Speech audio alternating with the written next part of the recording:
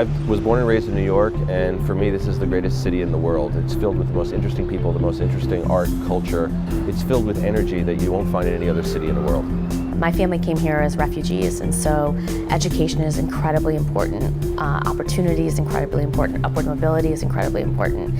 And New York City is the place where you can find all of those things. New York City is a fantastic city. It was a fantastic city in the 20th century, but it has challenges to become a fantastic city in the 21st. So the question for New York is, how does it become a 21st century city for innovation and remain a leading city in the 21st century?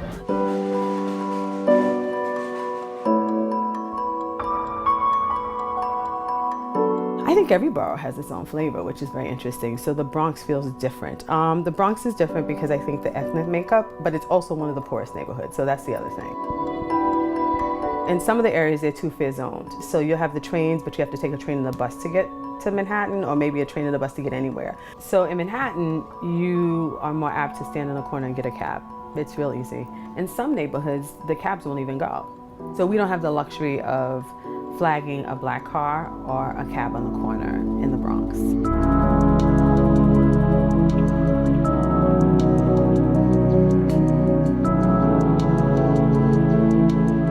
Obviously, there's no yellow cabs, there's no green cabs in Staten Island car service. I mean, they're few and far between at this point. They're only out there if someone from Brooklyn took one in. So if you have an option like Lyft, it's great. We'll call Lyft, drive us into the city, and we can hop back in a car on the way home later.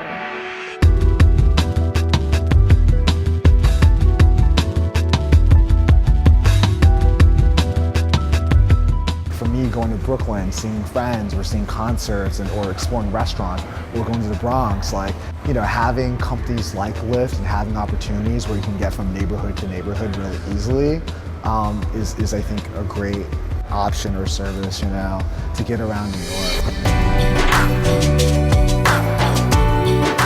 So I serve a lot of underserved girls who come from communities that don't have access to transportation.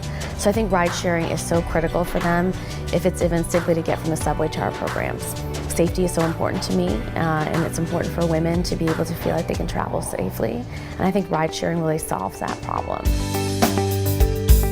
New York City is a city that is ripe for sharing. There's 8.5 million people all sort of crammed into this little space, and it really makes sense to share things.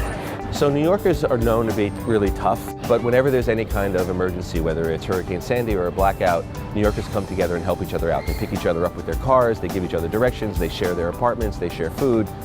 What we have now is an opportunity to do that all the time. And so as New Yorkers become more and more aware of making sure that their city is sustainable, I think that they're going to be sharing with each other their apartments, their rides, their work environments, and all kinds of other things that will make the city a great place.